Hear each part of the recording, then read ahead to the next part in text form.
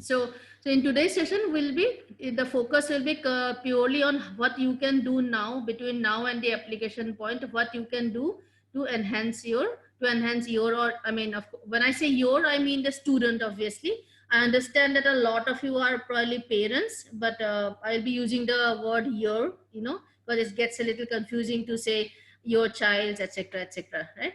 So before I begin a little bit about myself, my name is Orzuma.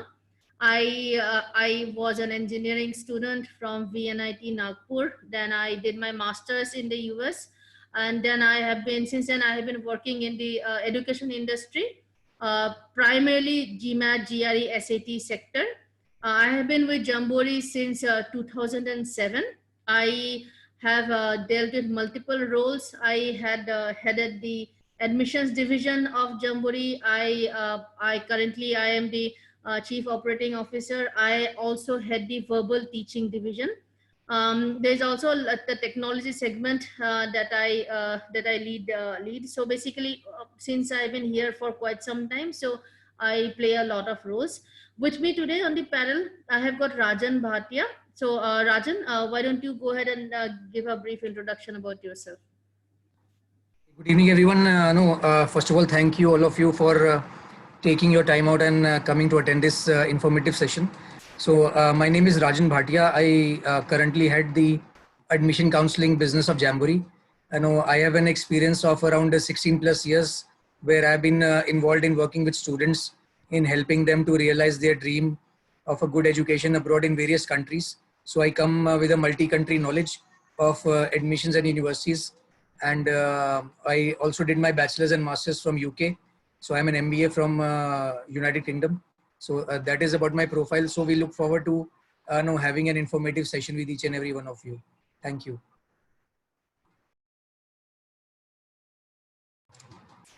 Thanks, Rajan.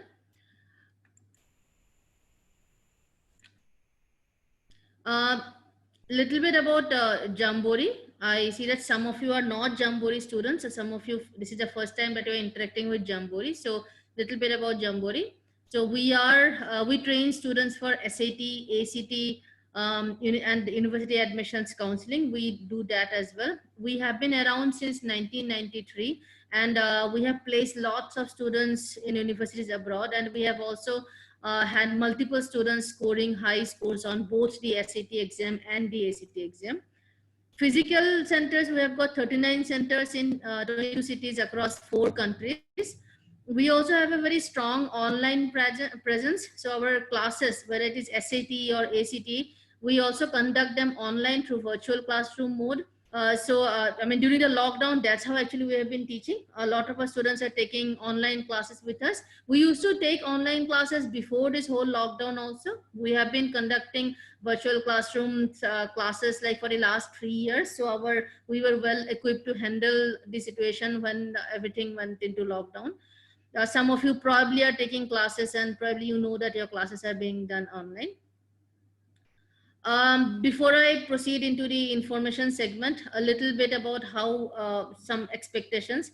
So when we reach the Q&A segment, so every once in a while, I am going to take a pause and take questions from you. At that time, I would enable the chat feature. Right now, you will see that the chat feature is not available.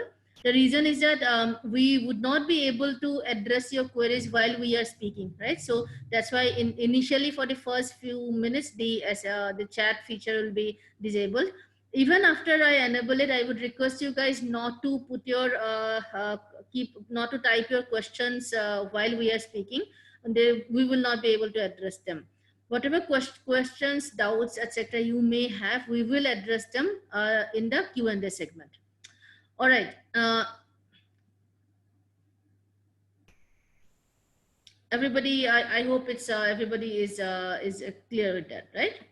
Okay. Now moving on. Just one last round of mic check. If you can hear me and if you can see the screen, please raise your hands.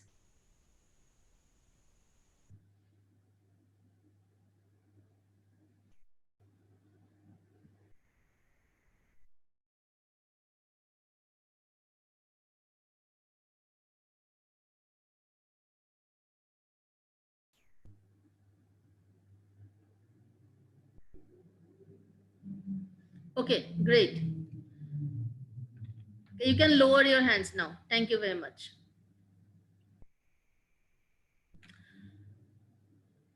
So I wanted to understand the audience breakup. So if you are a student, can you type in student in the chat window? And if you are a parent, can you type in a parent in the chat window? Okay, we've got lots of students.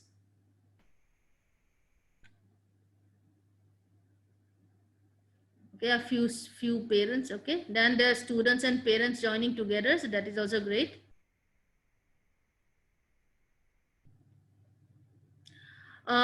One more thing, we are recording this session, so you don't have to worry about taking notes, etc.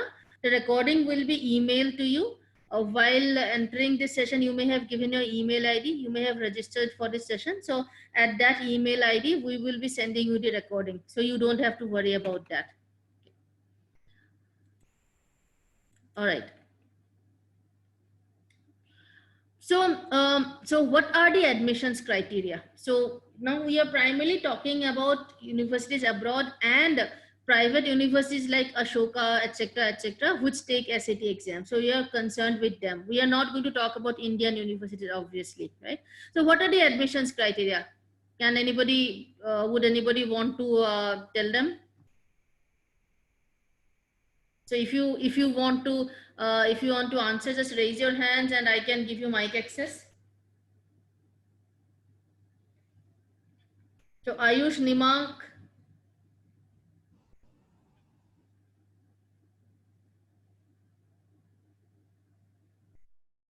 So Ayush, Nimak, you can unmute yourself and answer this if you know the answer.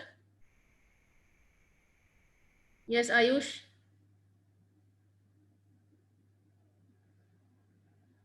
Okay, no. So if your hand is raised, then I'm assuming that you want to answer the question.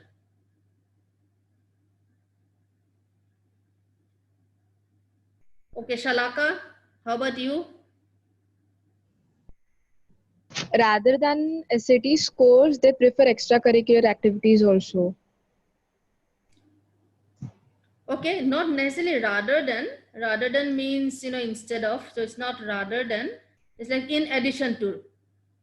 Right? So in addition to SAT score, they look at the holistic profile.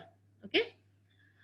So these are the kind of admissions criteria. So these are everything that you have to work on if you want to target the top universities. And I'm assuming that that's why you are kind of here. You want to enhance your profile. So this is everything that you have to kind of look at.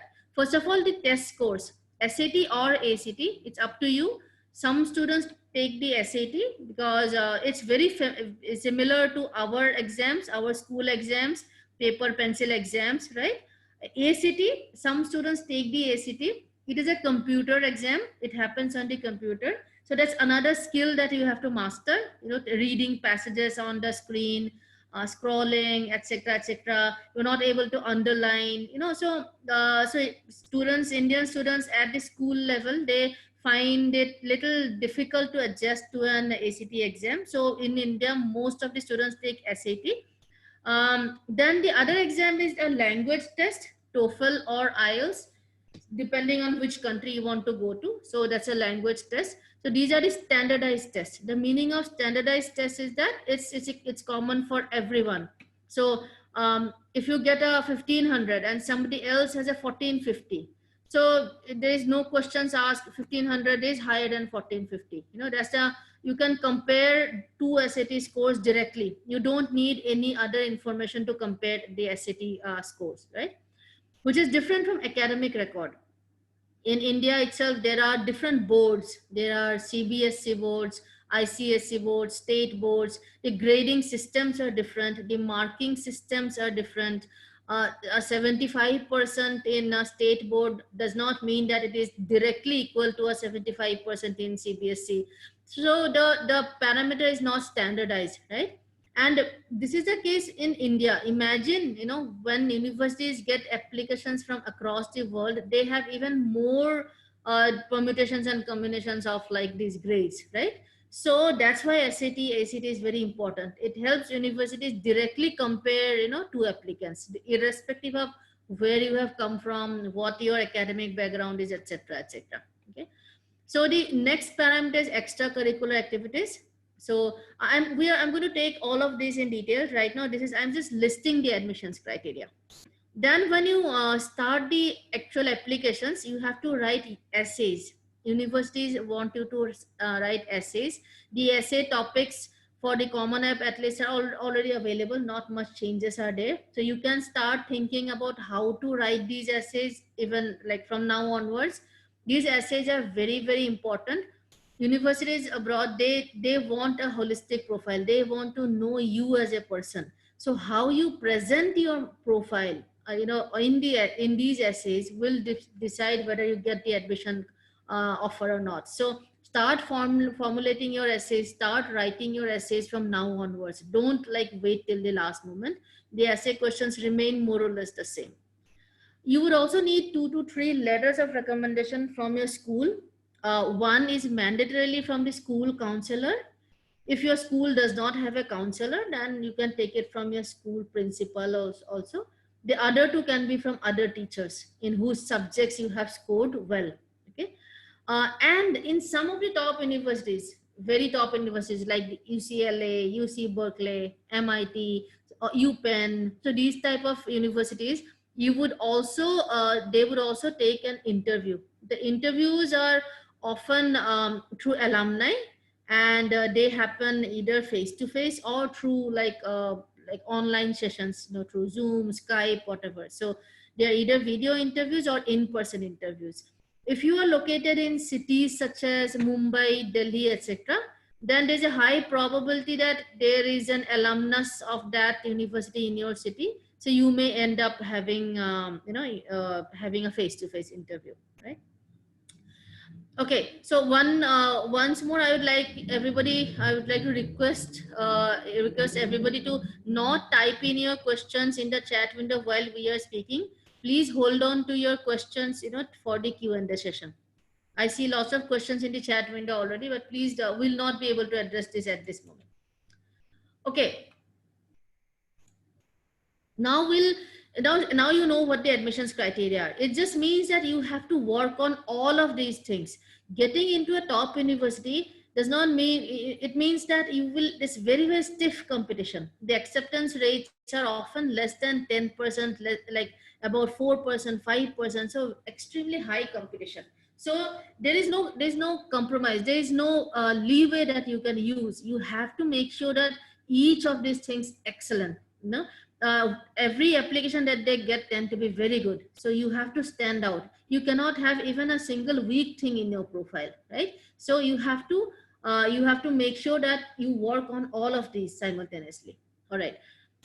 So how many of you are currently in class 10? If you are currently in class 10, can you raise your hand?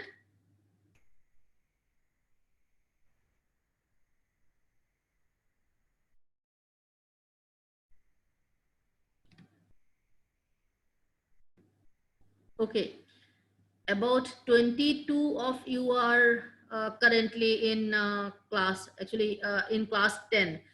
So please keep in mind, that you do well in your class 10 exam.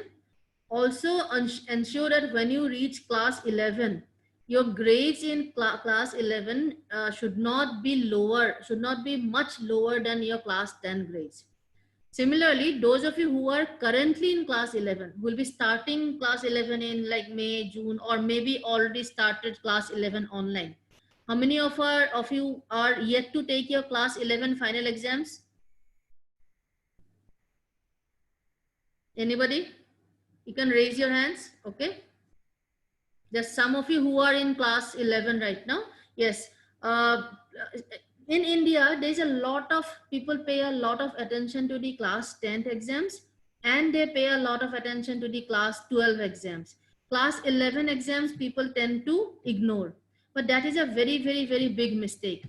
If your class 11 scores, grades as compared to your class 10 grades are not that good, then it gives a very negative impact to the universities.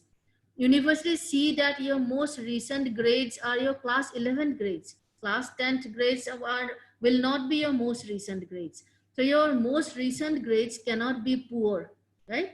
So if you scored 95% in your class 10th, then in class 11 it should not be lower than 85, 88%, right? You, in case, in case, let's say, you are, for some reason, let's say your class 11 grades now became low. In class 10 you had 95%, in class 11 now you have 80%. Then you just have one last option. You have to make sure that your class 12 midterm exams and your class 12 predictive grades are high. Extremely important point, everybody please listen. Those of you who are in class 10, make sure that your class 11 grades don't go down. Those of you who are in class 11, just even if you have scored less till now, pay a lot of attention to your school studies. Your percentage cannot be much lower than your class 10 percentage. Those of you who are in class 12 and you already have scored lower in your class 11, then now class 12 midterms will be your saving grace. You have to put your heart and soul into that exam, right? Universities abroad, they don't understand this concept of paying a lot of attention to class 10th and class 12th. They are not able to understand the discrepancy in the grades. They think that, okay, the student did well in the previous year, but now his education is suffering, so it's not a good sign. So you have to make sure that your most recent grades are high. Okay, so now one thing, so this is the, now this, that these are the admissions criteria. The good news is that universities look at the SAT ACT scores and the academic record together. So they, to decide whether the student is capable enough or will be capable enough to cope with their curriculum or not, they look at two parameters: your standardized test scores and your academic record. Okay, so you can club both of them into one category, which we call the academics. Academics include both your school grades and the exam scores. So that is the bucket, right? Now this is your criteria: the academics portion, the extracurriculars, the application part. So these are the things that you have to work on. Now before starting anything, I'm sure you are probably already preparing for your SAT exam, but before even that, you should do something called the profile evaluation, right? Profile evaluation means, so now you know what are the 3 things that you have to do well at, that you have to really do well. Your academics bucket has to be strong, your extracurriculars have to be strong, and your application, the essays, LORs, that has to be strong. Essays, LORs, you know that is completely in your hands. You will, you can write multiple drafts, so that's completely in your hands. So you have to, of course, work towards it. But now you look at the first 2 things: academics and academics and your extracurriculars. Is identify which is the weaker one, right? So the next step will be that, so evaluate your profile yourself, or in case you want,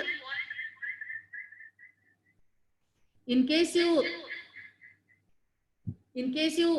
want us to evaluate, in case you want us to evaluate your profile, you can leave your number in the chat window. Our counselor can call you and have just assess your profile, how you stand in comparison to the competition. So you should, of course, do your self evaluation. If you want us to do your evaluation as well, we can do that. So just leave your number in the chat. So arrange in descending order of strength. What that means is that, what is your strongest point? Is it academics or extracurricular? So accordingly, just make a list, identify the gaps, and allot time accordingly. You have to study also. Remember, your grades cannot go down. You have to prepare for this SAT ACT exam.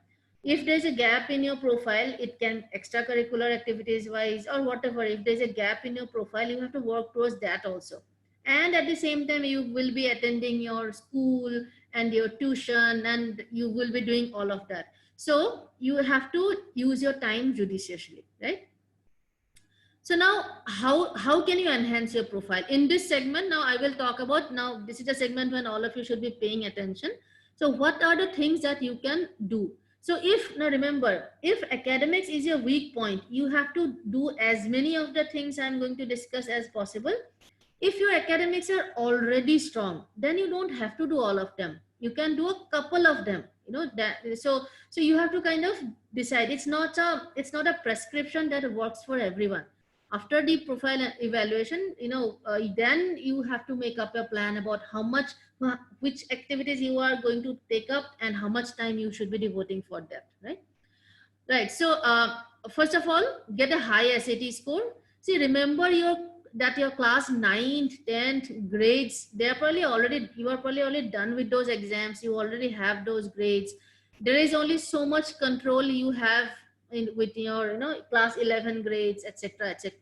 Because I specifically know that there are some colleges or schools which intentionally give lower percentages in class 11. So there are such schools and colleges across India, right? So you probably will not have that much control over your academics.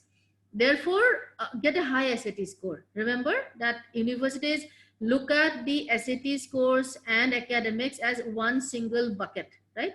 So if your academics are not that strong, then try to compensate for that with a high SAT score. If your academics are good, even then, if you get a high SAT score, your chances will become better. So do focus on an SAT score. Good news about SAT score is that if you don't get a good score in the first attempt, you can always take it again. That does not apply to your school exams or your class 10th exams, class 11 exams, right? SAT, SAT is offered 4 to 5 times in India. And if you don't get a good score in the first attempt, you can take it again. AP. Now, AP stands for Advanced Placement, right? So AP exams, so there are 23 subjects on which AP exams are conducted in India. These subjects are US college level courses. So there are physics exams, there are calculus exams. So they are called advanced placement exams, right? And they are US college level courses. Now the advantage of taking an AP is that, remember I told you earlier that there are different state boards and CBSE, ICSE, IB, etc. in India. So it's difficult to compare. But when you take up 2 or 3 AP exams and you get a good score, then you are proving to the US universities that I am ready to take, I'm ready to join your university because I'm already doing well in US college level courses. That is the significance of APs. Now, APs are conducted only in May. So there are different subjects, exams are conducted for different subjects over a period of about 2 weeks, right? So, so you can choose either 2 or 3 of the AP courses. You can take an AP exam after you are done with class 10 or after you are done with class 11. So you get only 2 opportunities, to take this. If you are in class 12 right now, then it's not possible for you to take the AP exam. The next AP exam will be conducted in May of 2021. By that time, you would have already applied and got admission. So people in class 12, you don't have time to take the AP exams anymore. But those of you who are in class 9, 10, 11, you have time. So just the 2020 May AP exams are already over. So May 2021 is what is now the next available thing. So you have 1 whole year to prepare, which is good news, right? So even in this whole coronavirus thing, the AP exams were conducted online, right? And the exams happened. So do plan to take a couple of AP exams. So when you talk to one of our admissions counselors, depending on what kind of a bachelor's degree you want to go to and do, so we can recommend which AP exams you can probably take. We can also give you some resources using which you can prepare for the AP exams. Okay, so they're not that tough. Some of you would already know that the their high school education, the difficulty level is far lower than the difficulty level of Indian exams, right? So you guys are already studying at a far higher difficulty level than the US high school students. So the college is also not the AP courses are also not that difficult. You can take an AP exam even after your class 9, even after a class 10, right? Okay, so so I have a couple of questions about AP. So I will take those. Devanshu, okay, so your question is how would be Indians percentage? So first of all, your school percentage are not converted to a US 4.0 scale. So you can totally forget about that. Their US universities do not convert your marks to the 4.0 scale. So so all the AP exams are not conducted in India. Only 23 courses are conducted. If you go to Google and type AP India, you will get the list of courses. Right?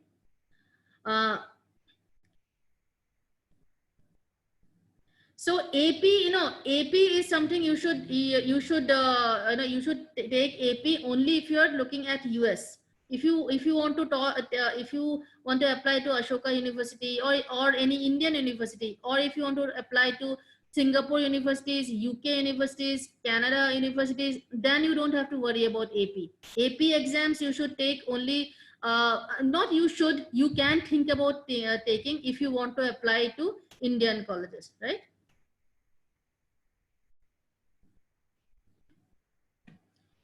All right. So Mahima wants to know how long is this session. So we will try to finish by, try to finish by 7ish. Now AP exams, there is another advantage. There's another advantage of AP exams is that, so the course, let's say you took take an AP for physics.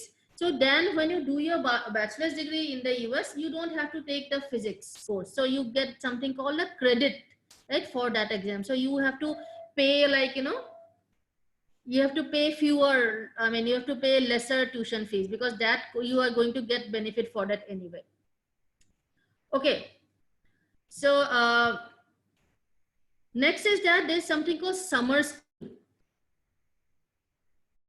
Okay, Rajan, would you mind answering some of the questions in the chat? I have already answered, but I'm getting repeatedly the same question about how to convert the grades, to percentage to 4.0.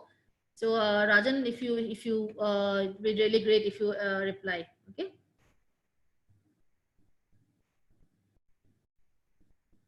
So we have got a question saying, so let's say, guys, I would request you to hold on. I will, after I'm done with this slide, we'll do about 5 minutes of Q&A, then you can ask your questions directly. Right. So now summer school is another thing that you can consider. Summer school means a lot of these universities, Australia, UK, Singapore, US, Canada, even Indian, this Ashoka University, Korea, Flame, they have something called summer school where you can go to that university and take a few courses and not few courses and take like 4 to 6 weeks of studying there. That is called summer school, and it adds a lot of value. Okay, now lot of universities are conducting online summer school also. So people in class 9th, class 10th, if you are free now these days, so you can actually attend the online summer school also, right? If you want any help with that, if you want more information, you can leave your numbers, and we can find specific courses, etc. for you. Summer school, when you, let's say you do a summer school with Yale or Stanford or in Ashoka, you do summer school with these kind of universities, then when you finally apply, that summer school experience adds a lot of value.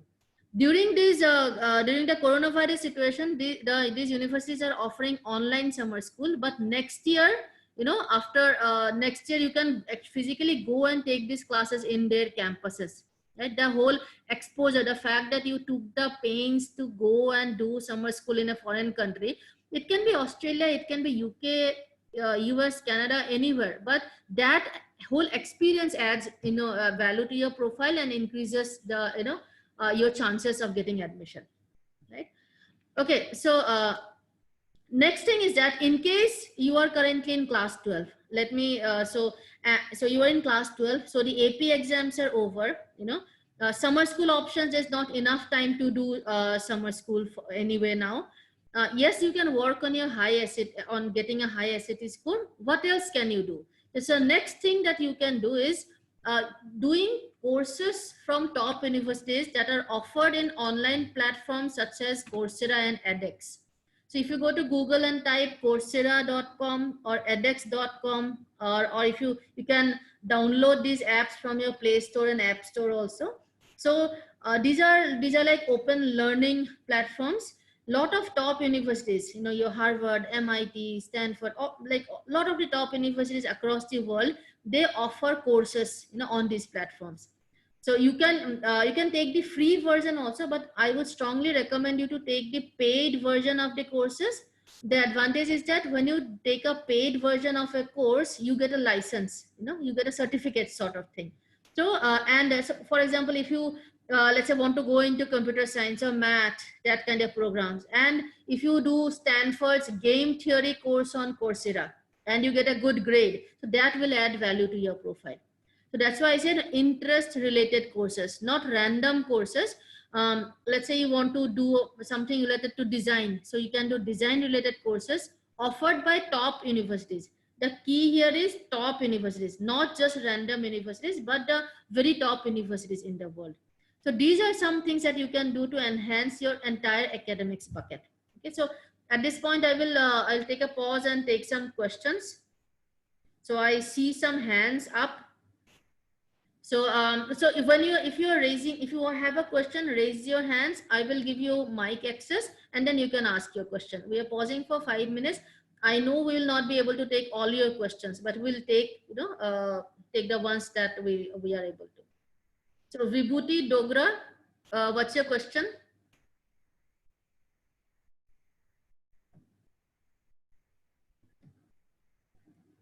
Yes, Vibhuti Dogra, you can you can unmute yourself and ask your question.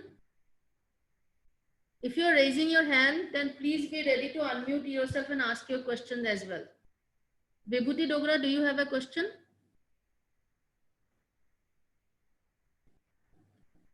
Okay, maybe not. Varad Kadge,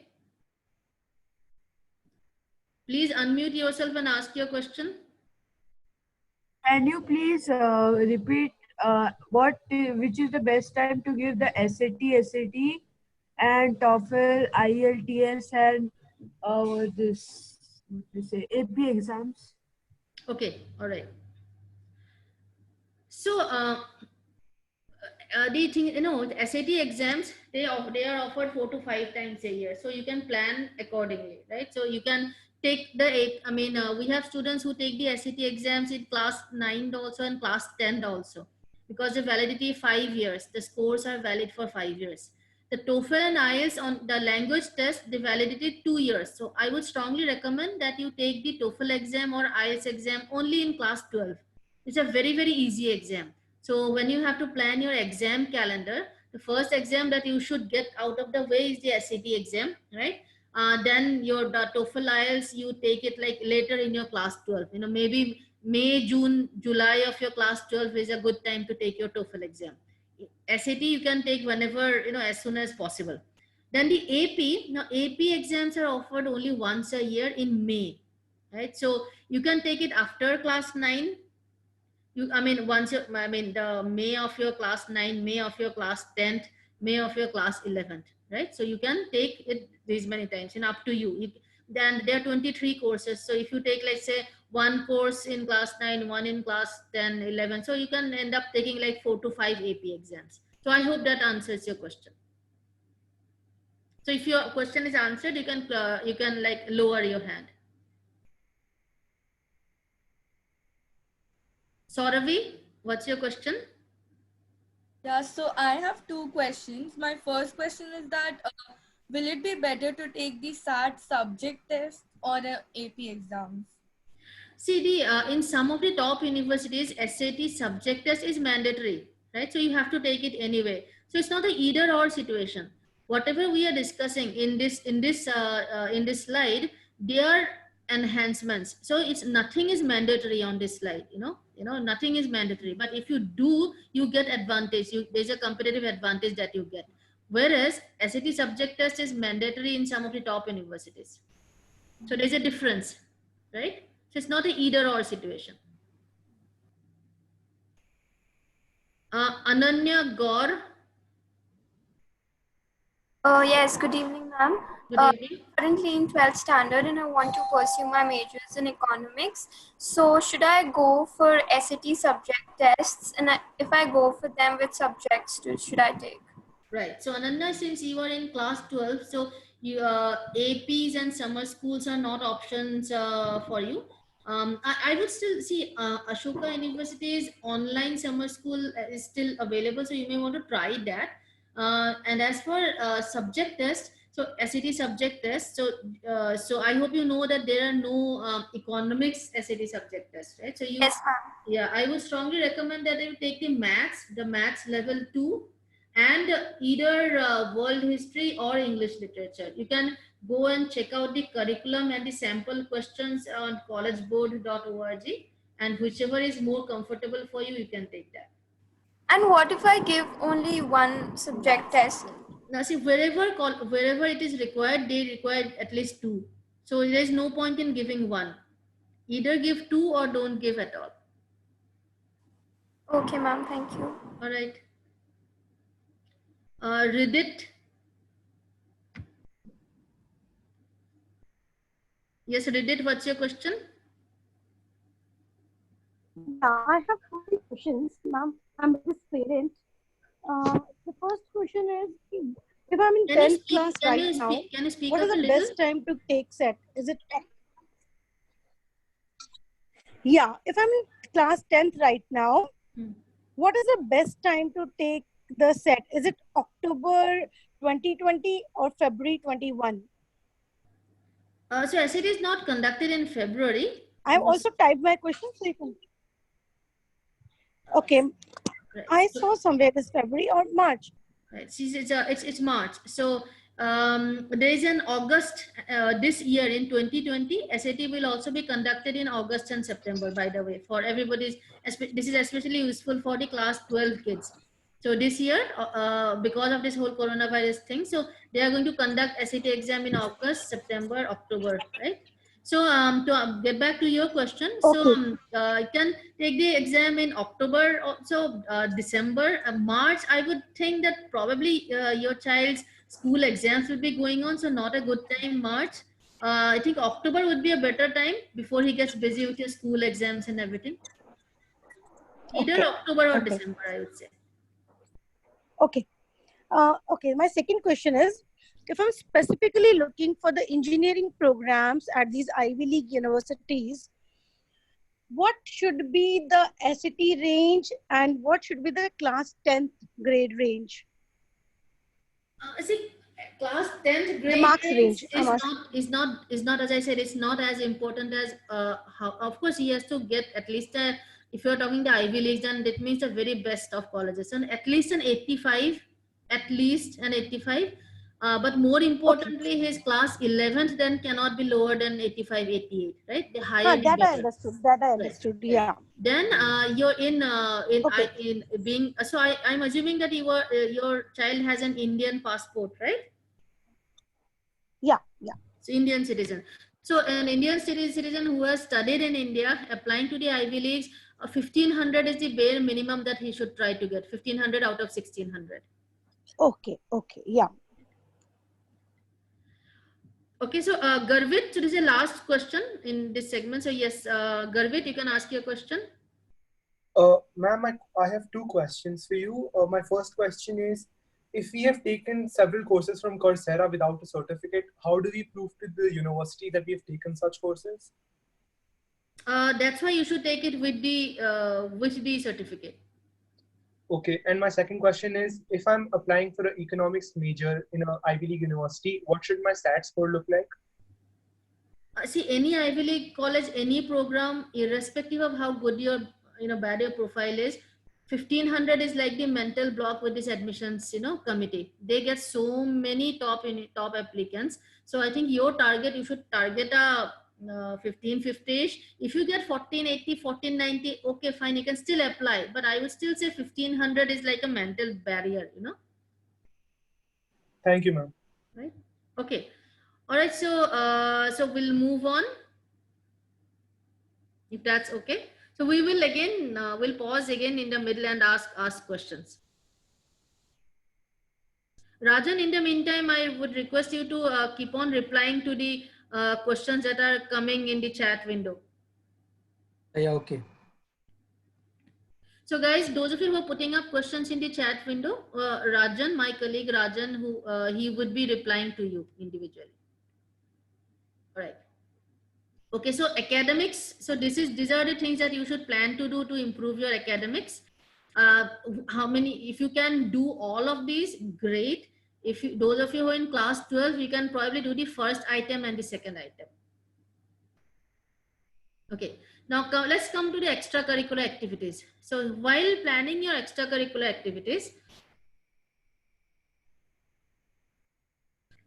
just request everybody to stop typing questions in the chat window. It's a little distracting. Request everybody to stop typing your questions in the chat window. All right. Diversity is very important. What I mean by diversity is that if you are doing only 2 activities, that is perfectly fine, but they should not be in the same type of thing. For example, if let's say you play football and you play badminton, yes, you are doing 2 activities, but they are still sports related. Or something like let's say you are participating in lots of Olympiads and you are doing some model United Nations stuff. There are 2 items, but they are still come under the same bucket, right? Which is like related to academic kind of thing. So if you have to decide, which 2 or 3 activities that you should pay attention to, then they should be as diverse as possible. So if you are into music, then let's say you played a guitar. At the same time, if you are writing stories or poetry for your college magazine, and simultaneously if you are into sports, now that helps a lot because the activities are diverse. So yes, you should. It's good if you have activities that show that show your creative side. It's good to have activities that show your involvement in sports. All of that is good. But if all your activities are in the same bucket, then there's a lack of diversity there. Right? So we'll discuss a little bit more about that. There is also a misconception where people usually come and ask us that how many extracurricular activities should we do, right? So the answer is it's not about how many. The focus should not be on quantity, that I'm doing 5 things, 10 things. It's that quantity is not important. What is important is the depth of it, the quality of it. By depth of it, I mean how long have you been doing that activity? So we had a student who who had been painting since the age of 6, and her parents had kind of maintained the albums. Then her father created a website and put those up. So now that establishes a history that since she was 6 years old, she was like learning painting, doing different type of paintings. So that shows a very an activity that has been going on for very long, and that has far more weightage than just starting 20 activities right now. Okay, so diversity, then focus on depth and history and quality versus the quantity. Next is show versus say. So let me elaborate a bit. So in your applications, you can say a lot of things.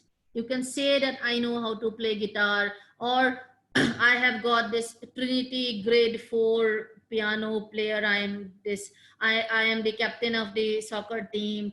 You can say a lot of things, but unfortunately, Indian applicants or Southeast Asian applicants, they have a bad reputation. They apparently they tend to lie a lot in their applications, right? So if possible, wherever possible, try to show proof. Now, how can you show proof? You have to find ways to show the proof digitally. So if your hobby is painting, then make a blog out of it, right? Or if you are let's say anything into performing arts, if you are a singer, if you play any musical instrument, if you participate in theater, anything related to performing arts, I would recommend that you create a YouTube channel, and in that YouTube channel put up videos from the past also. like if you, let's say, participated in a school play, or if you played in some school event, your parents may have the video. Put that up. That will help establish the history that you have been doing it for a long time. So do find ways to show your activities online.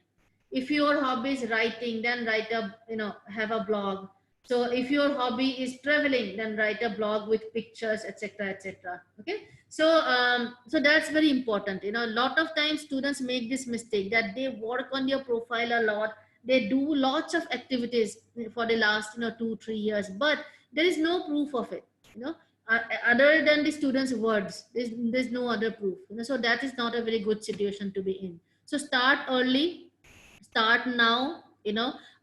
Make a whole, like just like in old days, your parents probably used to make these files, right? So similarly, now make an online archive. It can be a YouTube channel, it can be a blog. Find something online. If your hobbies are writing stories, writing poetry, try to get them published somewhere online. Okay, so that you can then send those links in your online application. Everything that you do now, you have to ask, how can I show this to the admissions committee, right? You cannot physically go and do it. You cannot send a CD or something. So you have to do it online. Okay. So at this point, I'll pause and I'll just ask a couple of questions.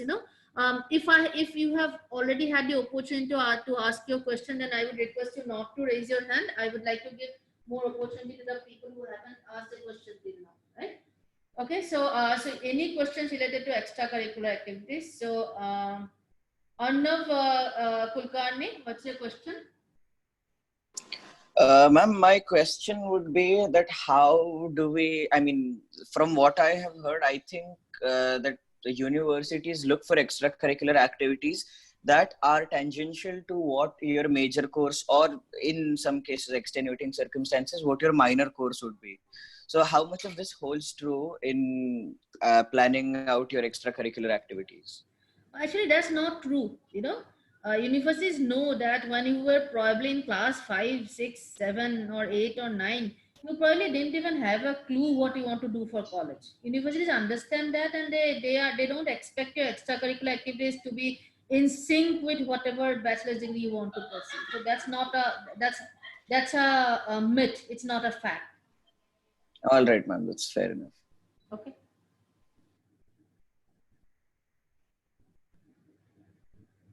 Anuthaman, please ask your question. Yeah, so I wanted to ask whether, would pictorial evidences like pictures or like videos or stuff like that, would those actually count as evidences too, or do we still need to put them up online somewhere? So how would you send the pictures and stuff? Like if we were to include them in like a application or profile or something like that. See, in the application, there is no physical documents that you can send, right? So they don't accept couriers. It's all online. And in the online application form, you will not have that much space to upload all of that. That's why, that's why the blog or something, where you put up these pictures, scan them, put them up. There are no physical applications anymore. Okay. Thank you.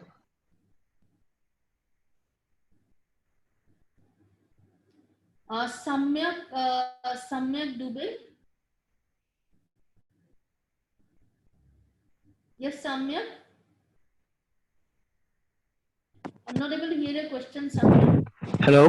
Yes, now I can hear you. Ma'am, I am a national level quizzer, and I've also participated in many events where I've danced, and I'm also a member of the literary board of my school. Does that count? Is it enough for Ivy League for like the extracurricular criteria? See, your what you said you're quizzer, and what did you say? What else? The literary board. So that will all be put in the same bucket of being, the whole academics related. What was the third activity that you said? Ma'am, dance. Dance. Okay, that's good. I think this should be fine. And how long have you been doing these activities? Since I picked up quizzing in 8th, Dancing when I was like in 7th. Okay, and do you have a YouTube channel or something to show that you your dance videos and stuff, your performance videos and all? Actually, ma'am, no, but I've got certificates. I would recommend that you make the YouTube channel and put up the recordings, video recordings of your dance performances. And as for Okay. quizzes and all, there the certificates it would work. You can probably there's not enough space in the online application. Often you can just probably do one or maybe 3 or 4 maximum. But what you can do is that in your school will be giving you a letter of recommendation. So in that letter of recommendation, you can ask the counselor to write a couple of sentences about you being a district level or state level quizzer. So that would still have more value than you yourself saying that you have done that. Yes, ma'am. Okay, ma'am.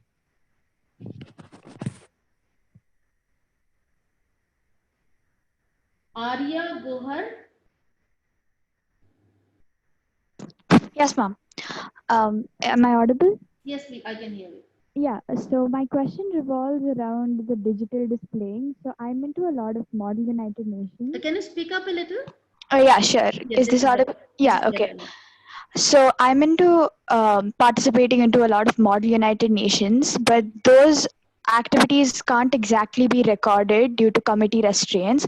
So what is the best way I can portray that on a digital platform? Would it be a YouTube channel discussing current world affairs or anything of the like? So have you participated in the Harvard MUN? The Harvard MUN is scheduled for May this year. Okay. May this year, so I will be going to that. Okay. But, Okay. yeah, so it is in plan, but I Right, haven't right. attended. So your voice is cutting in the middle, but anyway, so see if you do the Harvard MUN, so the participation certificate that you get, so do make sure to upload those, because that of all the MUNs, that is the most prestigious. So Alright. everybody please pay attention. If you are into Model United Nations kind of activities, please do the Harvard MUN. That has the maximum that's the most prestigious MUN, and it happens across 3 countries. So it if you can travel, then that adds even more value to your profile. So going back to your question, Arya, so I think that certificate would add a lot of value. And if you can have a either it's up to you, either a YouTube channel of you taking up a few like topics talking about that, or you can write a blog, but I mean, if you are making a YouTube channel also, if you can make it like bring in a couple of your friends, or you can do a Zoom chat and record that, More of like a panel discussion or an interview exactly. slots. All right. I get the idea. Thank Because you. that is more that is closer to what a MUN would do, right? So it's like possibly including people skills and communication along with the current world affair. All right. Exactly. Yeah, and you can use the Zoom app. Do like get on 4 or 5 people. Use the screen capture software. All right. Like Camtasia. All I'm right. sure you guys can find out. So Camtasia is a screen capture software. So whatever you are doing, it will be captured, and then it converts. You can convert it to MP4 file, right? Yeah. Yeah. I'm sorry if I'm getting too technical, but No, that's all right. That's all right. That's all right. Okay, Navya. Navya Jhajaria. Yes, ma'am. My question is that I've been playing basketball since a very young age. Okay. And hello? Yeah, I can hear you, Navya. And I've been giving piano exams and dance exams also. So I've collected many certificates, basketball, dance, and piano. So can I make these certificates a part of my profile? No, you can, but see, where will you send them is the big problem, because nowadays universities do not accept hard copy couriers and all, right? The only place you can showcase them is by, make a blog and scan and upload them. Then in the online application form, you can give the link to those, right? But I think I like your profile. You do sports as well as as well as in the creative side, the performing arts. So that's a good setup, So Yeah, but I'll have to show what I do. So how yes, you can I have do to that? show what you do. That's the most important part now.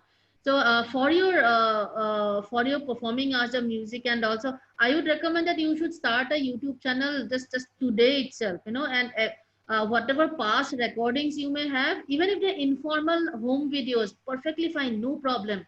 If your parent probably took a video of you playing at a social gathering, that also fine. Upload it. You know, but it just establishes the history.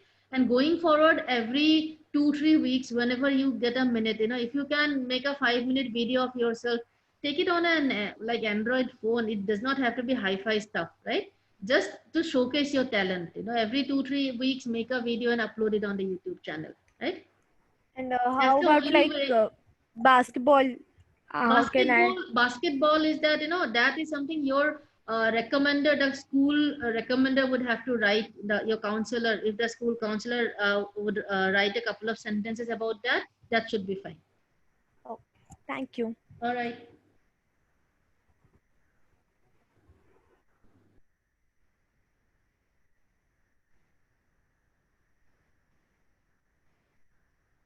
uh, Sandeep Jhingan. Yeah, hi. Am I audible? Yes, I can hear you. Hi. So I'm a parent. My son is in class 10. He's just gone into class 10. Right. He's a national as well as international level swimmer. He's been swimming since age 5. So we have hundreds and hundreds of certificates and medals for him. Now the point is the objective of actually looking at these programs have been like, can I put him in a in a US university where there are excellent sporting programs. Of course, this does not go gel with the Ivy League kind of a stuff.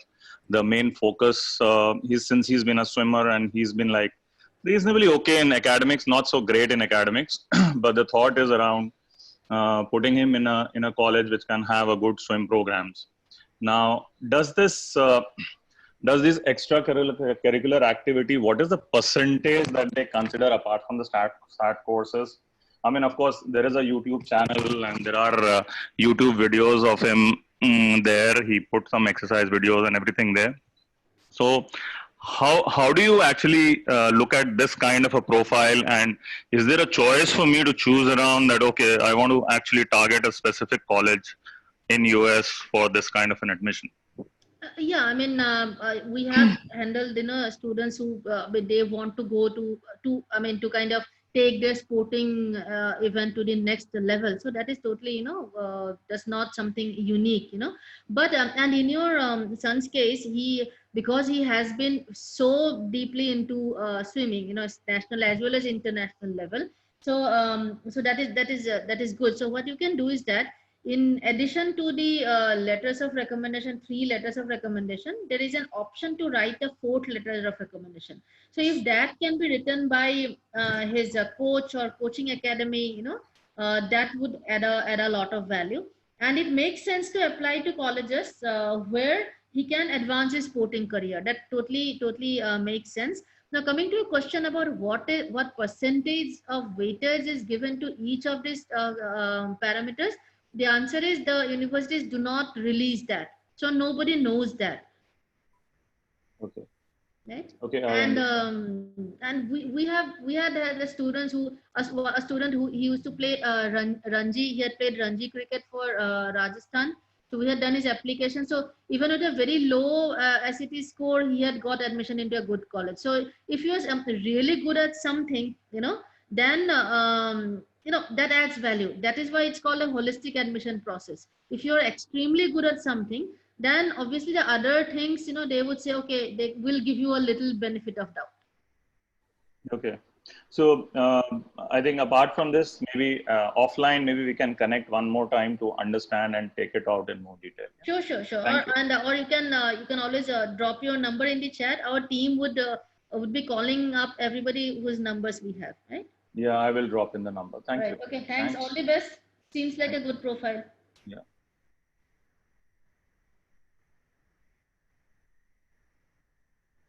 Jaydev? Yes. Yeah, hi Jaydev, what's your question? Yes. Am I audible? Yeah, I can hear you. Finally, my turn has come. I was awaiting for. Yeah. I want to know that I have diversity and I have quantity and quality both in my certificates. Okay. I have certificates of social service of Helpage India since I was in 6th class. Okay. Up till now in 12th class and appeared for the exam. I am in GSEB. And I have that certificates. Then I have Sanskrit language certificate of Bharatiya Sanskrit Gyan Pariksha. I have passed that since I was in class 5. And I have drawing certificates and government RMC certificate of successfully completing 5,000 wall paintings across Rajkot, the Chitra Nagari, as you have heard. Okay. So And I am also a national champion in karate. Oh, nice. I have so many certificates and recently appeared in a national karate championship in January 11th and 12th, 2020. Okay. And photos of this are also mine with the Japan delegation of our federation. There, Renshi has also a selfie with me, and it's on his account in FB. So, are these okay, or it's more than okay to apply for anything? Yeah, actually, it's more than okay. You know, we don't get students who are so diverse. You seem to be excellent at karate, which is sports. You seem to be excellent at painting. So it's actually far above average, profile. So now you just have to think about how to kind of make the best of it, how to present it in the most appealing manner. But I think you have already done a very good job, Jaydev. Jaydev, where are you located? I am from Rajkot. You're from Rajkot. So are you a Jamboree student already or no? No, I started inquiry from last 2-3 days. Okay. So I think, just Jaydev, if we leave your number, our team would call you. We'll really would like to work with you because, if you get even your kind of profile, if you get even a, 14, 50, 14, 20 kind of score, you can actually, you have a strong chance of getting into a very, top end school because your rest of the profile is really, sounds really great. Okay, so all the best, Jaydev. Okay, thank you. Actually, Yes, call from your executive has arrived when the meeting was on. So we are in contact, and yes, if my profile no, I mean that was our call center which called you. So if you leave your Yes, number, yes. then our admissions team would be calling. So that's the admissions counselors would be calling you. Okay, all right. All the best, Jaydev. Okay, so moving on. Now in show versus say, so I already mentioned this about digital footprint. What it means is that establishing a history. That's called the digital footprint. Universities also check, this is very important. Universities also check your social media presence. It can be your Facebook, it can be your Instagram, whatever social media presence you have, universities check that. So, so if you, let's say in Jaydev's case, he mentioned that he took a photograph with somebody. So if you have that up on your Facebook, if you have that up on your Instagram, if you say that your hobby is traveling, and if your Instagram feed shows that, your Facebook feed shows that, then it's great. So do try to maintain a digital footprint of what you have done. But on the other hand, now for the next like 2-3 years or till the time you apply, be very careful of your online activities. So no like using bad language or nothing offensive, because your universities do check your online presence. They will check your social media presence, so please be very careful of that. If you're not on social media, then probably you should. Instagram is supposed to be a good platform, so go there, put up photos and videos of your activities. That is good. That also establishes a history, right? But be very, very careful of not putting up anything offensive, anything that can be thought of as racist or sexist or etc., right? So be very careful as well. Okay, now overall profile enhancement, what else can you do? We talked about extracurricular activities, we talked about academics enhancement. Now what else? Now this is very important. Leadership positions in school. Somebody mentioned that that you probably some position in school, right? So make sure that whenever you get an opportunity, please take up leadership positions in school, so that in the school letters of recommendation they can talk about that. So if you have the opportunity to be the head girl, head boy of your school, please grab those opportunities. If there is an opportunity for you to be on the student committee, or to be a captain of any team, or to be even a member of the, like say, any team, please do that. Any kind of leadership position in school helps a lot. What universities, how they kind of interpret is that the school trusted this kid enough to give him this leadership position, right? So in the university's eyes, you kind of become a really reliable and the good student, right? So whenever you have the opportunity to take up any leadership position in school, do that.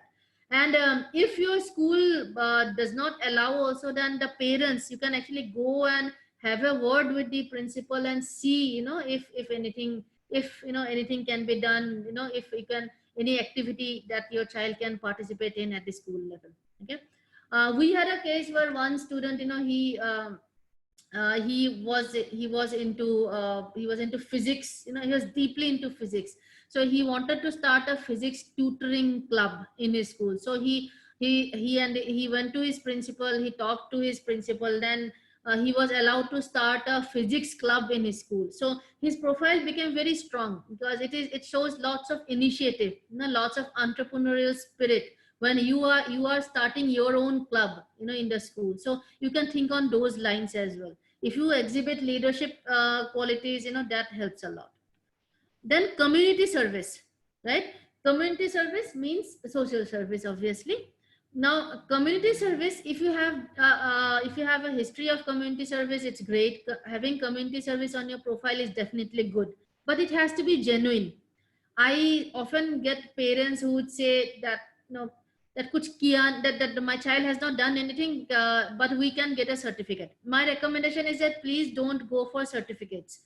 If you have genuinely done community service, great.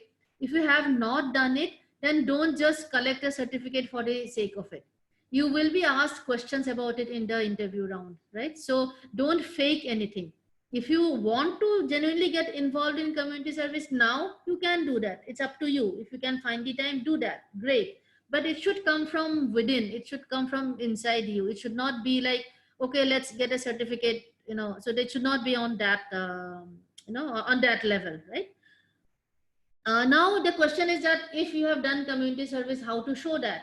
A lot of these NGOs or whichever association organizations you are doing, so they will be happy to give you something called a commendation letter.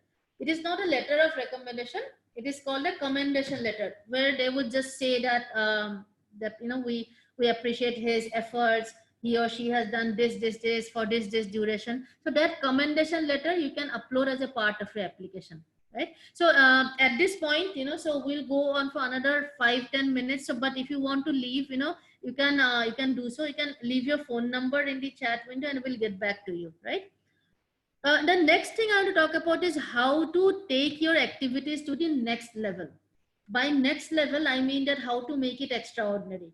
If you have if you're painting or sketching or drawing is your hobby, talk to your parents. Try to arrange an exhibition. You can just book a hall in a 5-star hotel, arrange an exhibition, put the invitation out on social media, so click pictures. Try to sell 1 or 2 of your paintings, like even if it's to family members and family friends, that's perfectly fine. But take whatever you have to the next level. So for example, if your hobby is, lots of here, not just hobby, lots of you are here today itself have learned music, dance, etc. Now try to do it try to do performance at concert levels, right? Not just at the school function level. try to do something with the concert level. Talk to your school, talk to the music schools or wherever you are learning, take your activities to the next level. That is what is meant by the last point. We can help you with that. We can help you with what specifically you can do to to take your extracurricular activity to the next level. We can do one-on-one discussions around those. The last point, but one of the most important point, is internships or work experience. This is one area where Indian students lack. So outside India, there is this culture that, I mean, since you are in class 6, 7, kids, they work, to earn their pocket money. It can be in an ice cream shop. It can be like delivering newspapers, but they work, to get. But in India, people work only after they finish their education. So, but that's why it's kind of like a gap in almost all Indian students' applications. So if you can have some work experience, some internships, you can do that after your class 9th, after your class 10th, after your class 11th. If your parents have any any company, you can do there as well. But I would recommend that you don't do there. You should be doing somewhere else, even if it is just 2 weeks or 1 month during your summer vacation. If you can put in an internship, you probably need to work only for 2-3 hours a day, but do try to get a couple of internships, or at least one internship. The internship certificate would again add a lot of value to your profile, purely because Indian students don't do many internships. So you will be then at the, it's all about beating the competition, right? So you will be then at a minority, that top 5-10% of the Indian applicants, right? So it will add a lot of value to your profile. So if you want some guidance about what kind of internship you should be doing, who to approach, etc., we'll be happy to help you with that. Just leave your number. If you're already a Jamboree student, then of course we'll reach out to you. But you can anyway leave your number, and our admissions team can have a detailed discussion with you. So that's all for now from me. So if you want a demo SAT class, if you want to know what SAT is all about, so we can give you a free demo class. You don't have to pay for that. If you want to register for a free demo SAT class to understand what kind of effort you will go into the SAT preparation, whether you are up for it or not, so we'll be happy to schedule it for you. Just leave your number in the chat window. Leave your number and say SAT demo, right? And if you want a customized profile evaluation session, some of you have already left your numbers. If not, then you can feel free to do so. So now we'll take a Q&A. So if you have any questions, raise your hands. I'll be happy to answer your questions. In the meantime, if you have to leave, please feel free to leave. Thank you for joining us on this Friday evening. We will be sending you the recording of this session. Sean, you can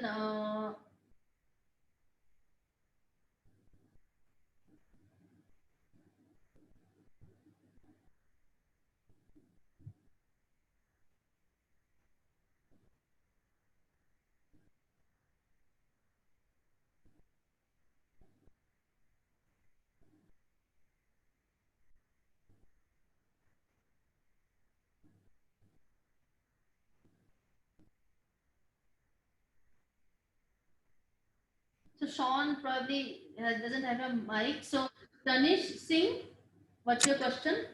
Good evening, ma'am. My name is Tanish. Can you speak a little louder, Tanish? Ma'am, my name is Tanish, and I just moved on to grade 10. Okay. So I have in 9th grade, I have been selected in Pariksha Pe Charcha, which is national level essay competition held by the government. Then I am the school level science Olympiad topper. Then I'm doing fundraising internship and NGO for poor children at this situation of lockdown, for helping them get food and shelter to live. Then I'm also doing web development because I have passion about it and it's my hobby. So I'm doing web development classes right now, and I've just finished it. And then I've done volunteering work also for the environment and plastic and all. So is it good for 9th grade? Yeah, I think you are only in class 10. So by that, I think you are already doing a lot of things, but now make sure that you are documenting those online somewhere, right? Okay. Yeah, Because ma'am, that is I've also won a lot of man of the matches in cricket and I'm playing that from 7 years. Okay, that's great. I think your profile is quite strong. Have you started your SAT classes? No, ma'am, not yet. Okay, so you should then see, you can have all these things, but if you don't get a good SAT score, that will not compensate much, right? Yeah. So you have to focus on your SAT exam also. The academic, I think your extracurricular activities part is all set, right? You have to now focus on your academics part. That can be like either your either your AP exams or your school grades, or even your this SAT score. So you have to now find time to do that. So my recommendation would be that now you don't take up any more new activities. These should be fine. When you are in class 10th or 11th, whenever your school chooses the head boy thing, if you can like try to get that, I think with that you will have a strong, very strong profile. The overall profile will become very strong, right? But 1500 SAT is definitely something you should try to get if you want to get into those top 10 colleges, right? And ma'am, I'm also I have started an organization, non-profit community where I'm the leader of the organization, and I make newspaper bags out of paper and to avoid plastic bags and give them to random people who are selling fruits and all with plastic bags. So as I said, your extracurricular profile is really, really strong, very strong actually. So don't take up any more activities in the extracurricular domain, please. Do now whatever energy you have, focus on improving your academics. And I'm not saying that your academics are bad, by the way.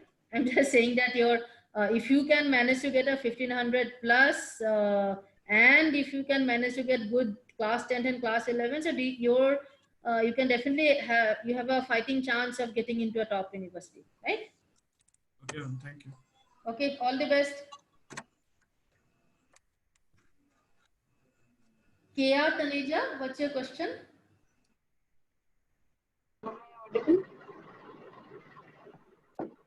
Yes, Kia, what's your question?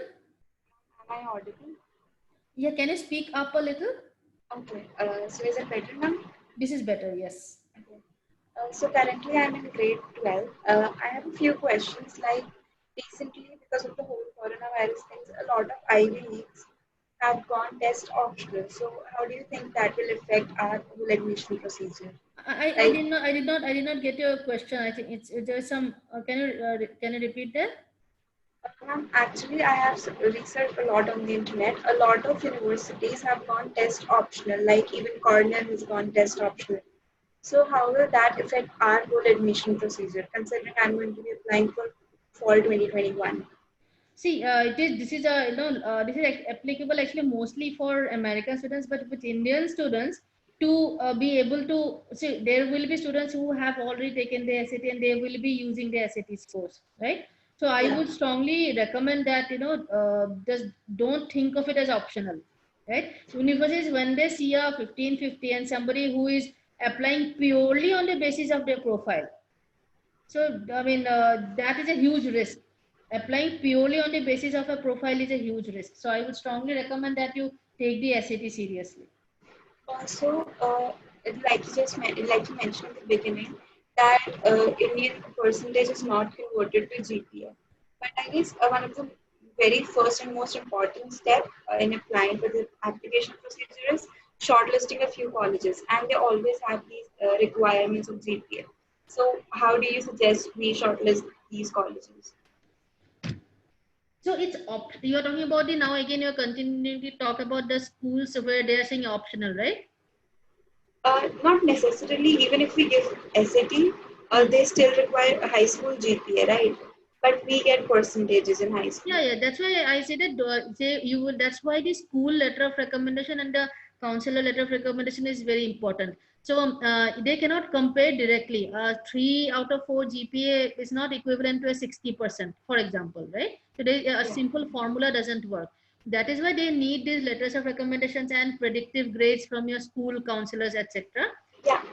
And they want to know your class rank. So your class rank is very important, right?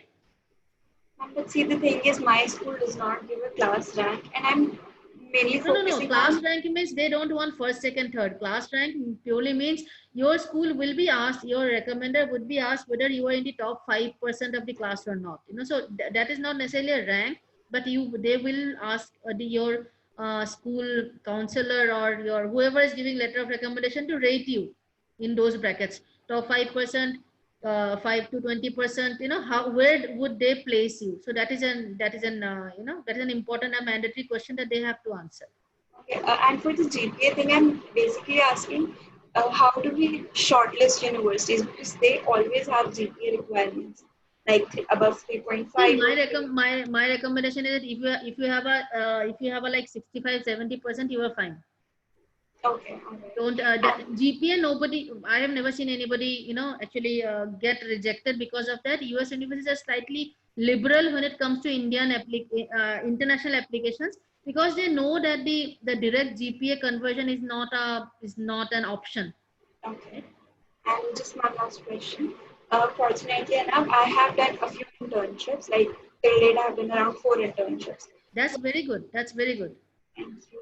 So they provide us with certificates. How do we upload a proof of those certificates? They are not willing to give a letter also? Letter of recommendation? No, not letter of recommendation. Simple letter that you have done. Just like, your parents would know. Something, in India, for example, when you leave a company or something, they give you something like an experience letter. Similarly, internship letter, they should give. You check with them. Okay, even if I get that, it would be, I guess, a soft. So how will I upload that? The online application will allow you to upload that. So there is a segment where you can upload it. All right, that's it. Thank you so much. All right, thanks.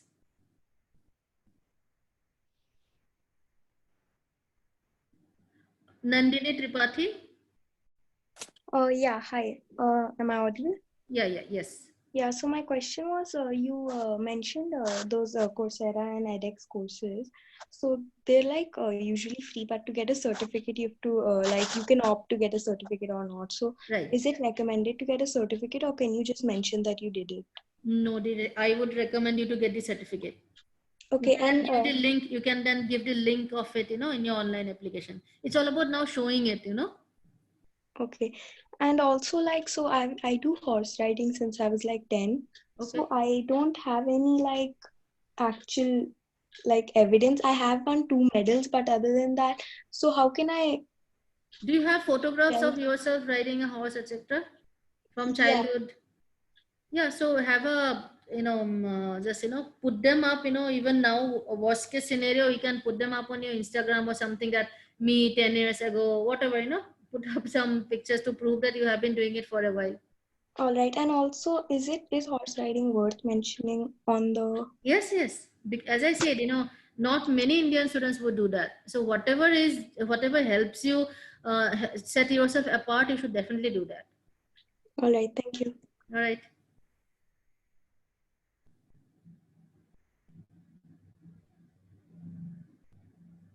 Harshit Sai, what's your question? Harshit Sai Sira. Ma'am, am I audible? Yes. Just speak slightly louder. Yes, ma'am.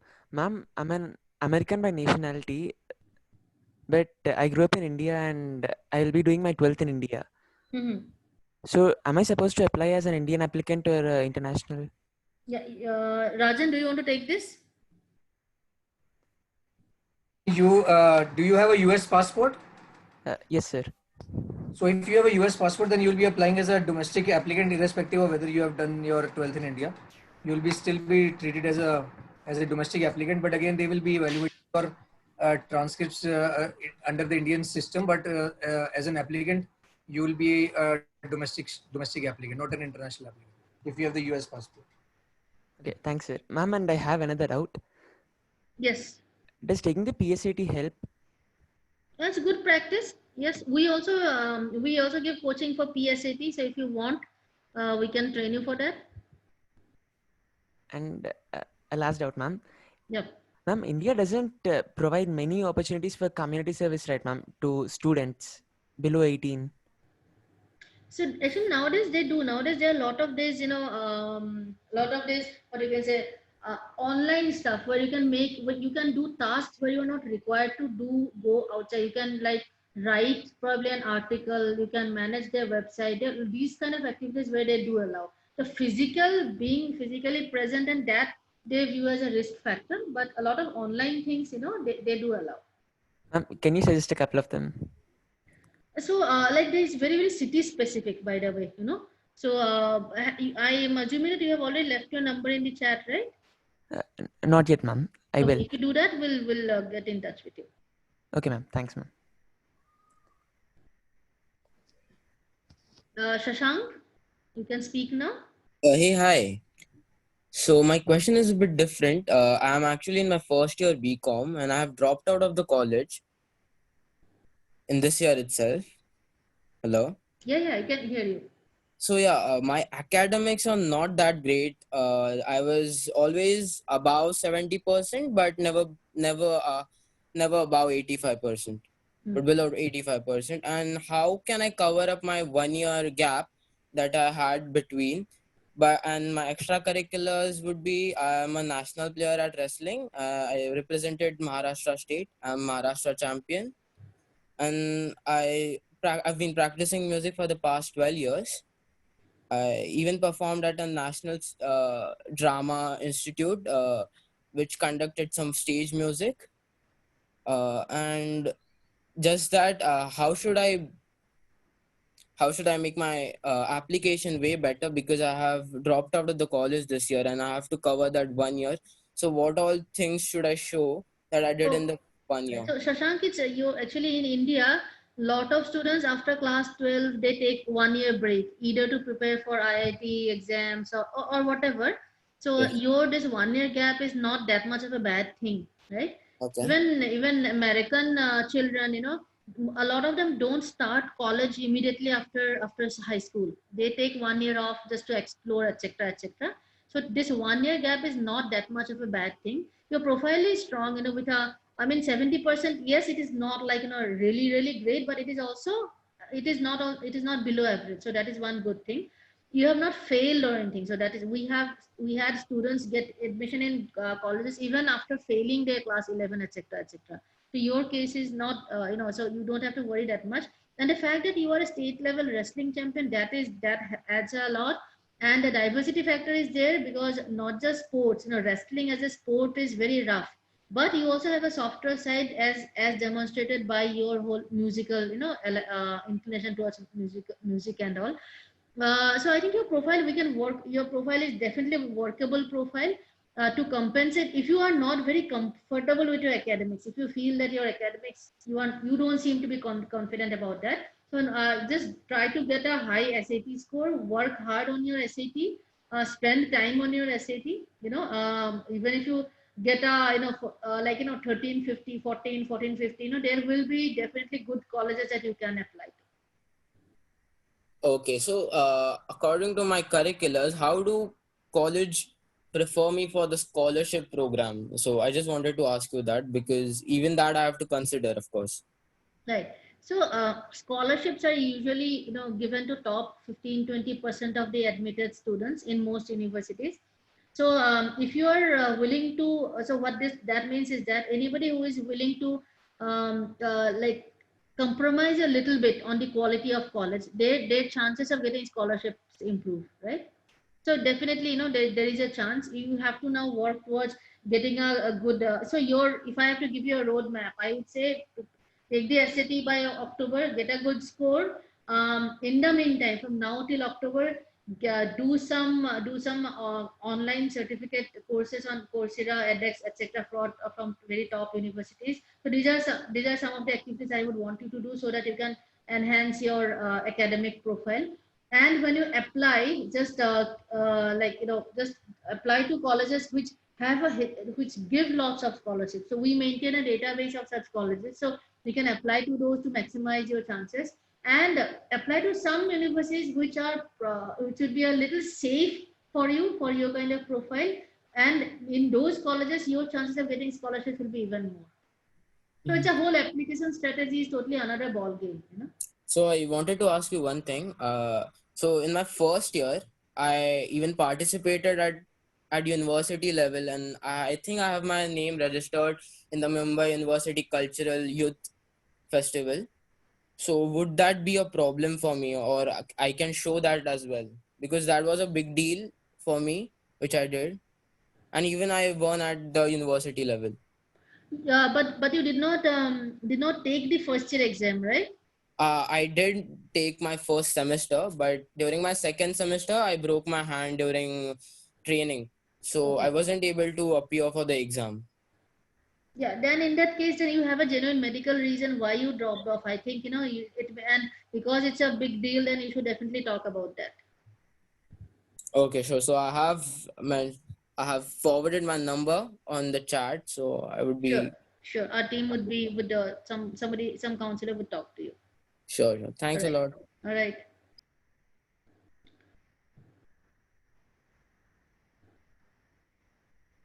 Abdullah Masood, you can unmute yourself. Okay, good evening, ma'am. Good evening. Am I audible clearly? Yes, can hear you. So, is it okay if I make a website about myself and extracurriculars? Yeah, if you can, great. It's like, I don't know whether you know Hindi or not. It would mean, you know, ek tir se do shigar kind of thing, you know. You will be demonstrating your software skills, your skills in making a website. Plus, you will be using it, you know, to showcase your extracurricular. Yeah. So, I will make a website and kind of a portfolio type so that I can show my extracurriculars. Yep. So, can you just see my like extracurricular? I participated in the School of the Year event and won the calligraphy of the year. Like became second in that competition, and I have also a lot of state level and in kind of a sports. Like I participate in basketball, cricket under 17. I got selected for that under 19 table tennis, football. And I have also done a lot of charity like distributing in the food among poor people. So is that enough or is that more than enough? I think it's good. I think it's a very diverse thinking. Now we'll have to think about some of the things that you mentioned. We'll have to think about how to present it now. You know, things like you did a lot of charity distributed food. Now how to present that? Now that is where we have to put our thoughts into. You know, you seem to have done lots of stuff. So, you know, I'm looking for an internship. Like I can get an internship after 12th, like for a software company, like a little bit. To get an experience type like that. My father's friend has a software company, so I can do that also. Right. And I can also mention that. So sure. I am not a good academic. I got 86% in my class 10th and 78 in my 11th because the board got changed like from NCERT to CBSE in the class 11th. That's why I got a little marks less in class 11th. So I'm currently in class 12. So like, is that okay or is that more than okay according to academic profile? See now, it depends on what kind of colleges you're targeting. I don't see any major problem with your academics. You can always make it better, of course, right? So pay attention to your your class 12. Yeah, I'm focusing on like class 12th, and after class 12th, I'll be focusing on the SAT. Right. Is that okay? So can I apply for Ivy League? I mean, so you plan to drop a year? Yes. Okay. Maybe in the 2022, I'm planning to get an admission. Okay. So 2021, I'm like focusing on the SATs, APs, extra other than the extra things like for abroad. Sure. So you start working on presenting your profile from now onwards. Yes. Yeah. And we'll be happy to help you. Just leave your. Yeah. So I'm looking for an like institute after 12th, maybe after 12th, maybe in the November type. No, in the month of November. And is it okay? Like till now, is it okay for an Ivy League?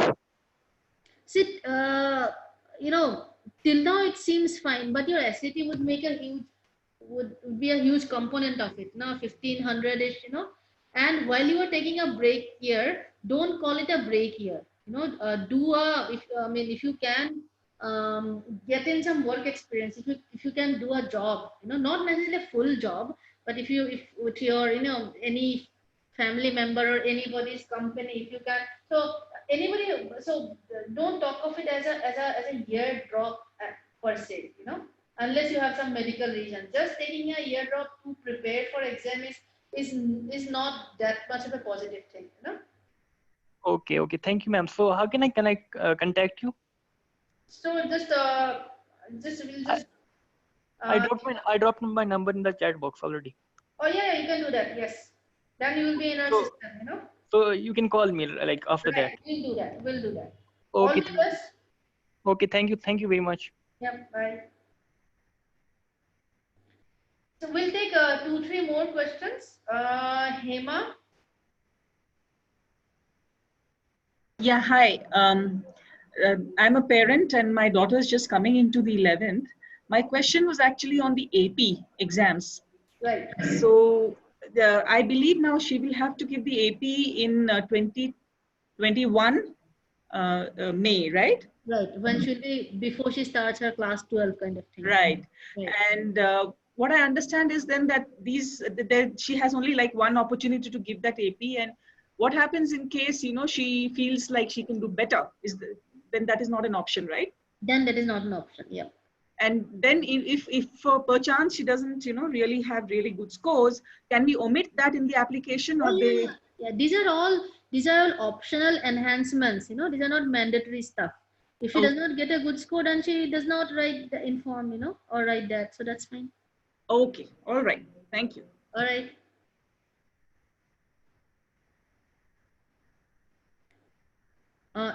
Shalaka. Hello. Yeah, hi.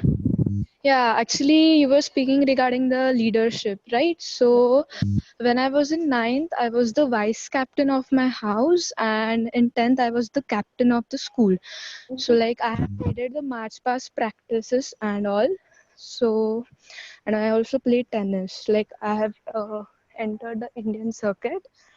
So that's also, and one more, like since 7 years I have traveled more than 15 countries. So like, what do you think, like what should I do?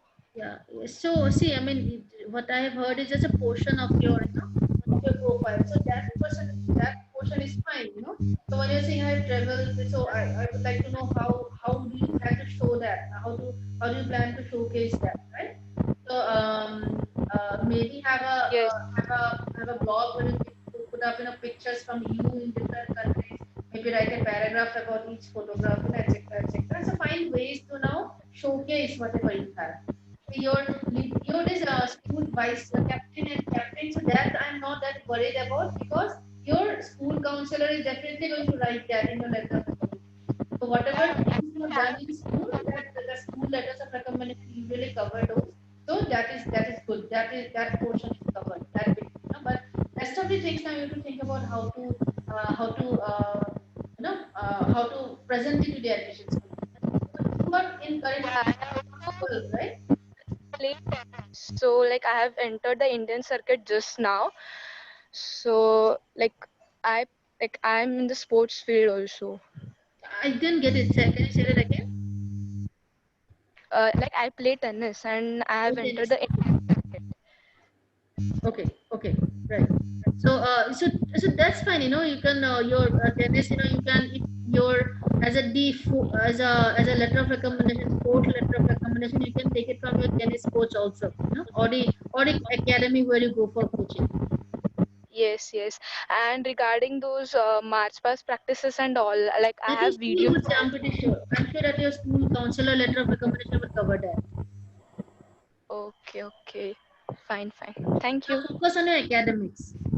Okay, yes. Actually, I was going to give my SAT on 14th of March, but due to COVID, like it got cancelled. Right. Good, you have got some extra time to practice. Make sure that you get a high score in August. Yes, sure. All right. Okay.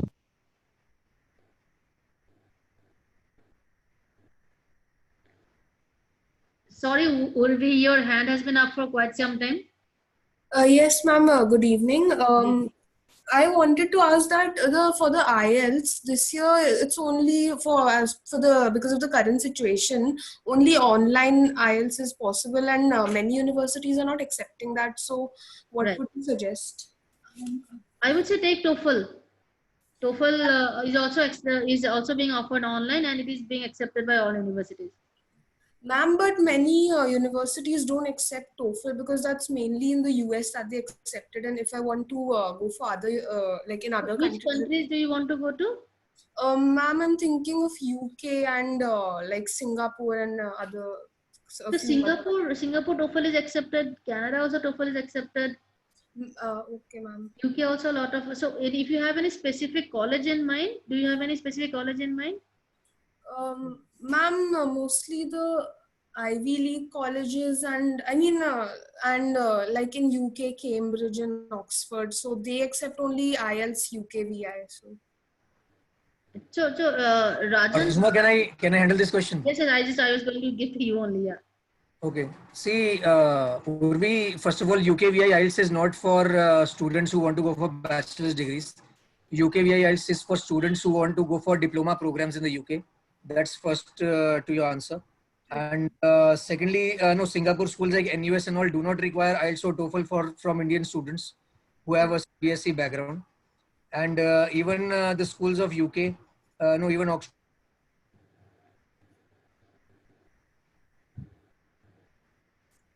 I cannot hear you. At taking TOEFL also for these schools. Rajan, we lost you for a bit in the middle when you were talking about UK. Can you repeat? Okay. So I was saying that the TOEFL, even if for Oxford, Cambridge, or the UK schools, so TOEFL is also acceptable. So you can take that. That is not an issue at all. Yeah.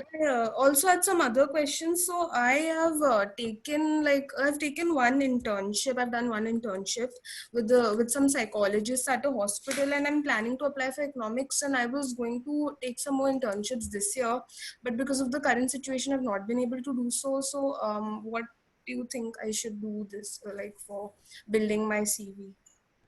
So I think, Urvi, let's take this offline because we'll have to ask you a lot of questions about your profile, So if you have left your number, we'd call you. Oh, yes, ma'am. I'm also a Jamboree student. Oh, okay, great. At coaching. Which center? Ma'am, Raja Garden in Delhi. Okay. So then just let Satish know. He'll put you in touch with us. Okay, ma'am. Right? Okay, thank you. Okay. All right, so that's all for now. Those of you whose questions we could not address, really apologize for that. But if you have left your number in the chat window, we will get back to you. So thank you, Rajan. Thank you, everyone. And everybody have a great weekend. I hope you found this session useful.